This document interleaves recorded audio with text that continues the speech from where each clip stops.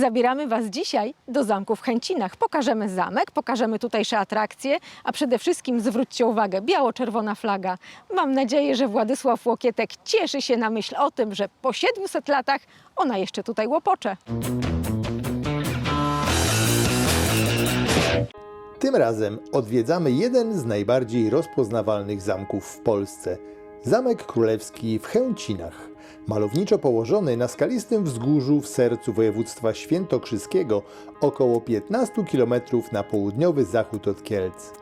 Warownię wzniesiono na przełomie XIII i XIV wieku na wysokości około 360 metrów nad poziomem morza, dzięki czemu przez stulecia kontrolowała ważne szlaki handlowe i komunikacyjne przebiegające przez tę część kraju.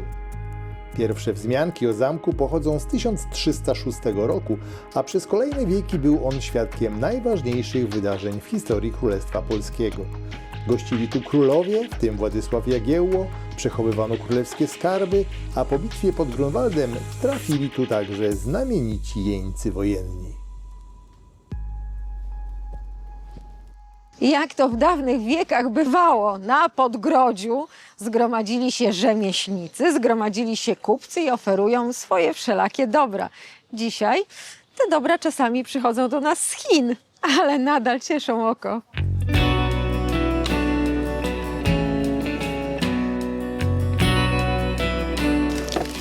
Też czujecie, jak krew przodków wrze? Pozdrawiam wszystkich, herb sas.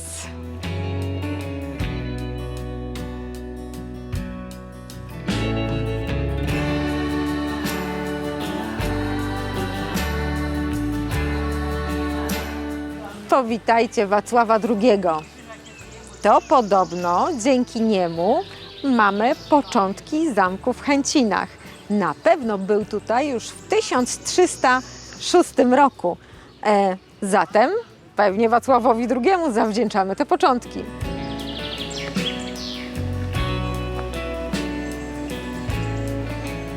No i tutaj powinien być Władysław Łokietek. Dzięki niemu mamy pierwszą wzmiankę na temat zamku w Chęcinach, czyli 1306 rok. Władysław Łokietek darowuje zamek w Chęcinach i te ziemię tutaj dookoła biskupowi krakowskiemu Janowi Muskacie. Na trochę, bo już rok później odebrał mu pod jakimś tam pretekstem z powrotem ten zamek i wrócił on do dóbr koronnych. No, należałoby się pokłonić, ale król nam tutaj uciekł.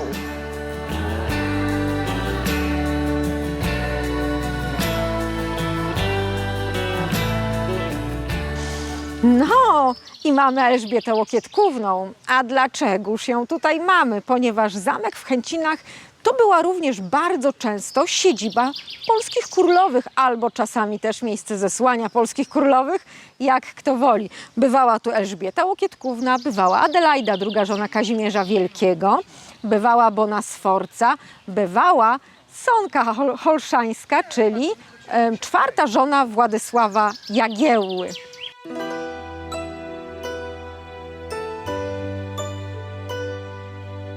Jest i nasz największy, jest i nasz Kazimierz Wielki. Można powiedzieć, że to od jego czasów dla zamku w Chęcinach, zresztą i dla całej Polski, rozpoczął się okres rozkwitu i dobrobytu. 250 lat złotego wieku zamku w Chęcinach.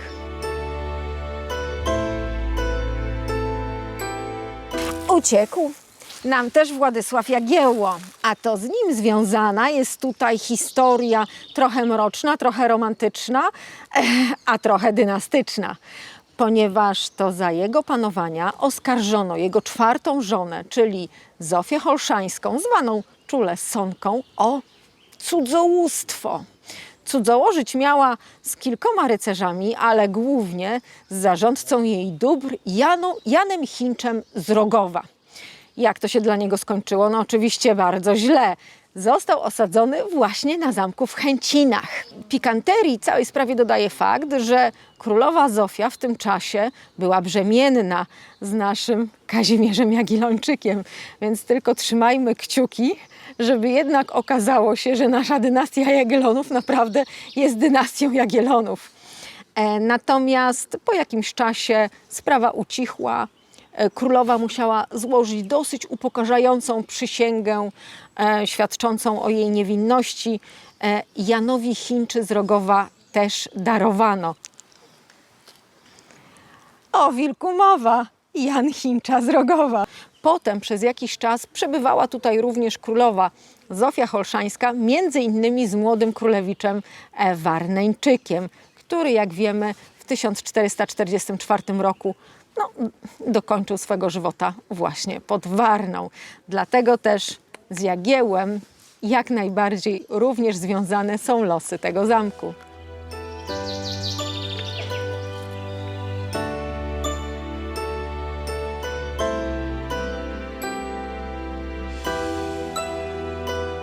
Wchodzimy w okres wielkiej smuty dla zamku w Chęcinach, która rozpoczyna się w 1607 roku od Rokoszu Zebrzydowskiego, kiedy wówczas zamek spalono. Potem Stefan Czarniecki ilustruje nam potop szwedzki i wojny szwedzkie, które zdruzgotały ten teren, zresztą jak i całą Rzeczpospolitą, ponieważ najpierw był potop szwedzki, potem były wojny północne, które dopełniły dzieła degradacji.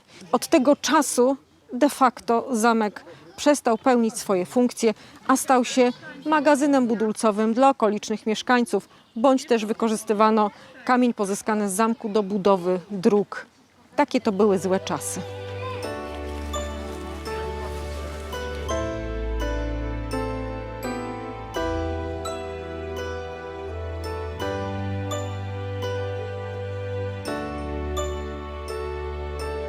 Jeżeli zbieracie szczyty z korony gór świętokrzyskich, to bardzo proszę, Góra Zamkowa to właśnie jeden z tych 28 szczytów. Ja zbieram, więc w sam raz.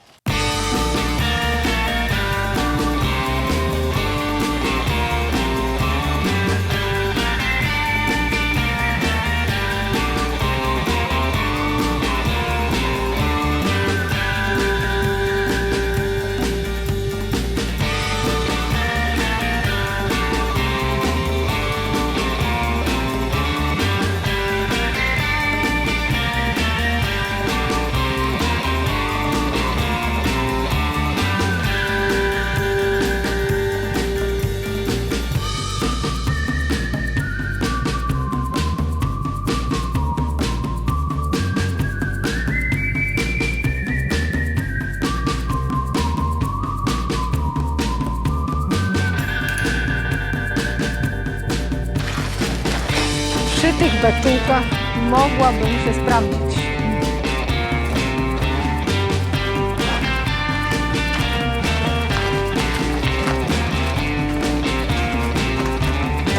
Zasłużyłam.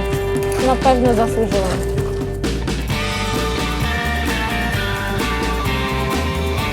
Znacie osoby, na przykład ze świata polityki, które wpakowalibyście do takiej klatki hańby? Obawiam się, że miejsca by nie wystarczyło. Obawiam się, że produkcja klatek hańby to byłby złoty interes w obecnych czasach.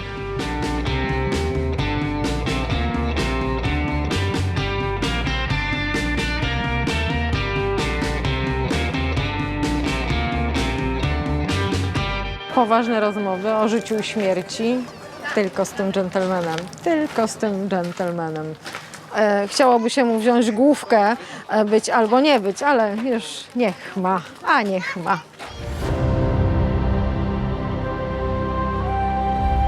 A czy wy wiecie, że studnia na zamku w Chęcinach ma prawie 100 metrów i podobno jest tam korytarz łączący zamek w Chęcinach z kościołem w Chęcinach i był to doskonały korytarz ucieczkowy, podobno nieraz wykorzystywany. Nie wiem. Ja tutaj nie widzę, ale... No to teraz wróżba dla mnie, tak? Kręcimy koło. Oby nie krzyżak, oby nie krzyżak, oby nie krzyżak. Dobrze, zobaczymy, co nam wyjdzie na kole fortuny. Rycerz. Albo Albo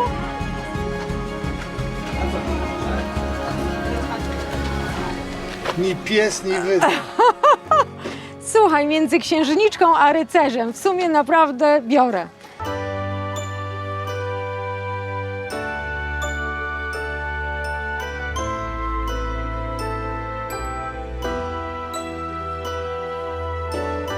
No, przygarnęłabym jako pani na zamku odrobinkę z tych monet. Piękny skarbczyk, piękny. Mam nadzieję, że zrabowany na krzyżakach.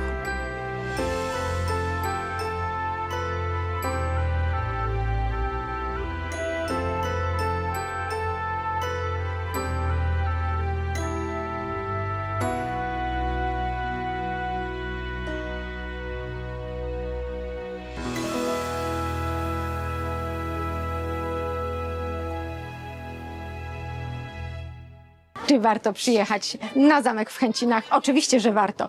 Czy proporcja pomiędzy historyczną wartością a komercyjną czasami tandetą jest zachowana?